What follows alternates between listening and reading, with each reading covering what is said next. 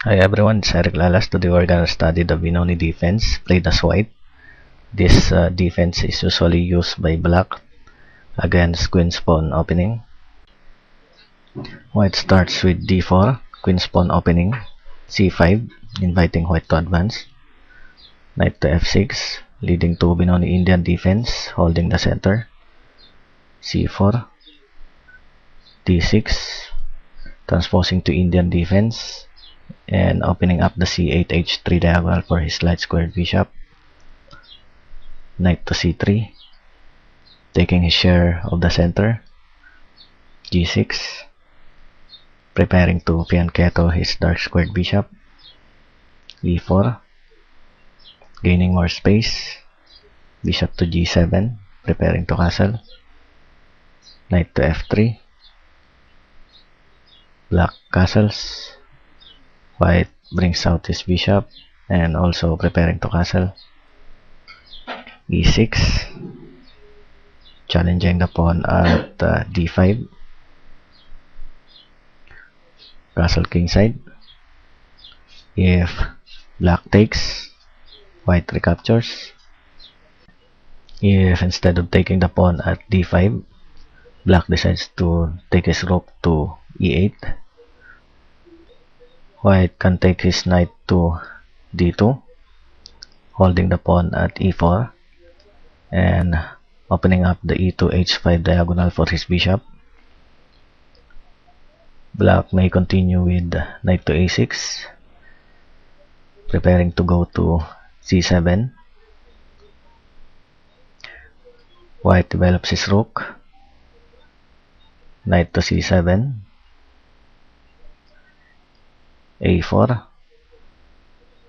b6, freeing his light squared bishop.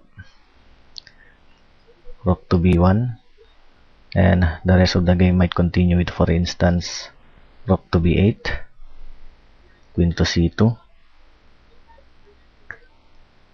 a6, b4, challenging the c5 pawn. Black takes, white recaptures. If black takes, white recaptures. Knight to d7, the rook moves back. Knight to c5, bishop to b2, f5, and bishop to f3. If black makes an experiment like knight to d7, white simply makes an exchange and black loses his pawn. Let's go back to the position where the pawn exchanges. If black decides to move his rook to e8, white replies with knight to d2, again holding the pawn at e4. Knight to d7, a4, knight to e5, queen to c2, g5, and I'll just continue with a short line like rook to a3, a6, a5, rook to b8, knight to f3, black takes with a check, white recaptures, knight to g4, bishop takes, white recaptures, knight to a4, queen takes pawn, bishop takes pawn, bishop to h5, and rook to g3. This is a short study of the Benoni defense. You can refer to the PGN of this video on my blog site, and feel free to download sample games of this opening. I hope you enjoyed the video and have a nice weekend. Hi everyone, it's Eric Lalas. This video is a continuation of the King's Indian defense, which I've previously discussed. To begin with, I'll show you the first 7 moves of this opening as follows: d4, knight to f6, c4, controlling the center with the pawns. G6, preparing to flank his bishop. Knight to C3. Bishop to G7. E4. D6. Knight to F3. Black castles. Bishop to E2, preparing to castle. E5. And white castles. Last time I showed you the main line, which is knight to C6. Now I'm going to show you knight to D7, which is the old main line, where the knight aims to settle on C5. To do this, black needs to eliminate the pawn on D4 by exchanging or forcing it to D5, and prevents B4 by playing A5. This is less common nowadays than knight to C6 because not enough pressure is given to white's center with this response. White continues with rook to E1, C6, or if rook to E8, white answers with bishop to F1, C6, D5, C5, and not knight to C5 because it is easily threatened by B4. So going back to C5, white answers with A3. If knight to H5, B4, B6, and rook to B1. Going back, if C6, then bishop to F1, A5, or if pawn takes pawn, knight takes pawn, rook to E8, then rook to B1, A5, F3, knight to C5, then bishop to E3. Going back, A5, preventing B4. White answers with rook to B1, rook to E8, D5, and now the knight finally settles to C5, B3, bishop to D7, preparing rook to C8, knight to D2, bishop to H6, and I'll just continue with some series of possible moves. A3, black takes, white recaptures, rook to F8, preparing to maneuver his knight to E8, knight to C4, threatening the pawn at D6, bishop takes bishop, queen takes bishop, knight to E8, protecting the D6 pawn, queen to E3, threatening to capture the knight at C5 after knight takes pawn, knight takes knight, rook to C8, protecting his knight, B4, black takes, white recaptures, and knight to A6. At this point, I have shown you knight to C6 and knight to D7. Now I'm going to show you knight to A6, which has seen some popularity recently. The purpose of this awkward looking move is to move the knight to C5 after an eventual D5, and compared to knight to D7 in knight to C6, the light squared bishop is not blocked in. Play commonly continues with bishop to e3, or white takes, black recaptures, white takes, black recaptures with even chances, or d5, the knight settles to c5 and also threatening the pawn at e4. White answers with queen to c2, protecting the pawn, and black moves his pawn to a5, preventing p4. Or if bishop to g5, h6, threatening the bishop, bishop to h4, queen to e8, bishop takes knight, bishop takes bishop, c5. Going back to bishop to e3, if knight to g4, threatening the bishop, then the bishop goes to g5 and black answers with queen to e8.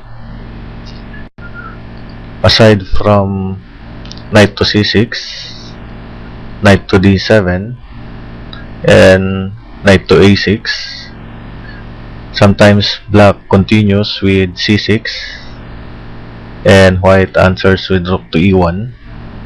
If black takes, white recaptures, now leaving black with a weak d6 pawn. And finally, I want to show you one more position after castle kingside, bishop to e2, and instead of e5, black goes to c5.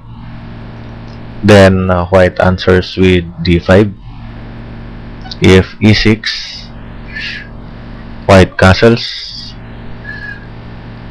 black takes, white recaptures, then we have a standard position from the Benoni. I'll just go back. So e5 and then white castles. This is the King's Indian defense covering knight to d7 and knight to a6. I hope you enjoyed the video and have a nice day. Hi everyone, it's Eric Lalas. Today we're gonna study the King's Indian defense, which is a hyper-modern opening where black carefully allows white to control the center with his pawns, with the view to subsequently challenge it with moves like e5 or c5. Black immediately develops his knight to f6, c4, controlling the center with the pawns, g6, preparing to flank to his bishop, knight to c3, bishop to g7, white goes to e4, d6, preparing e5, knight to f3, black castles, bishop to e2, then e5, creating tension in the center. White castles, maintaining the tension, knight to c6, threatening the pawn at d4, white goes to d5, forcing black to play knight to e7. The knight doesn't have much play on e7, but it does support a future f5. Now white has a variety of moves including b4, knight to e1, and knight to d2 among others. Typically, white will try to attack on the queen side by preparing the pawn break c5, while black will attack on the king side by moving his knight on f6 to d7 or e8. and start a kingside pawn storm with f5, f4, and g5. Let's take a look at b4. White begins the bayonet attack, pushing on the queen side as quickly as possible to counter black's kingside expansion with f5. Knight to h5, continuing on the king side.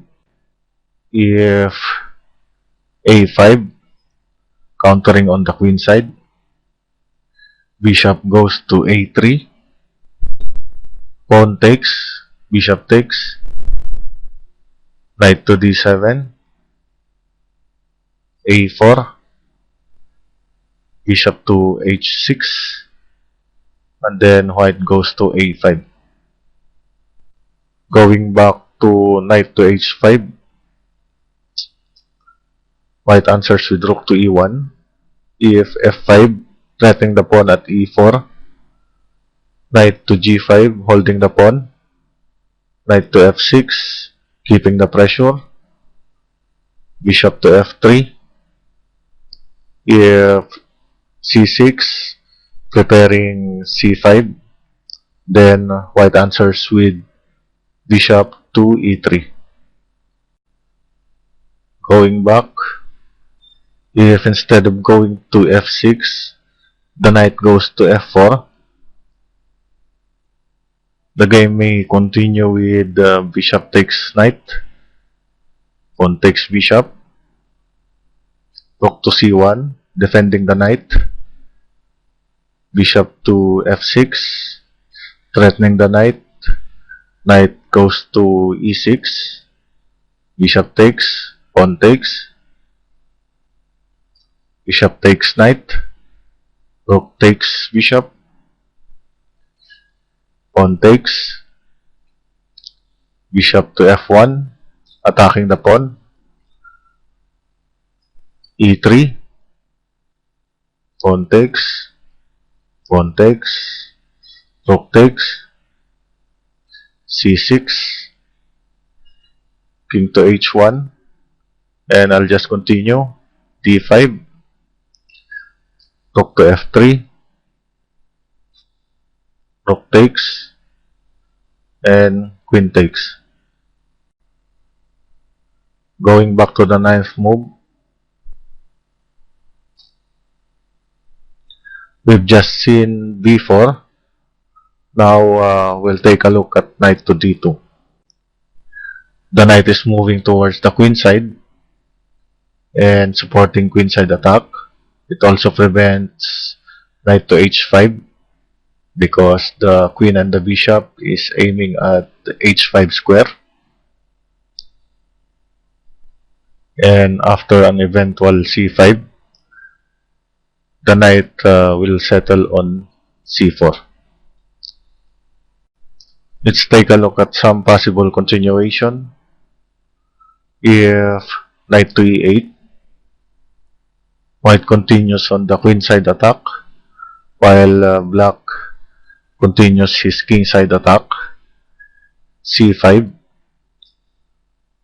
knight to f6, f3, f4, knight to c4, g5, and a4. And if knight to d7, white answers with b4, f5, bishop to a3, knight to f6, f3, bishop to h6, c5, check, and king to h1. And finally, let's take a look at a5. White answers with a3, knight to d7, rook to b1, f5, king side attack, b4, king to h8, preparing knight to g8, queen to c2, knight to g8, and f3.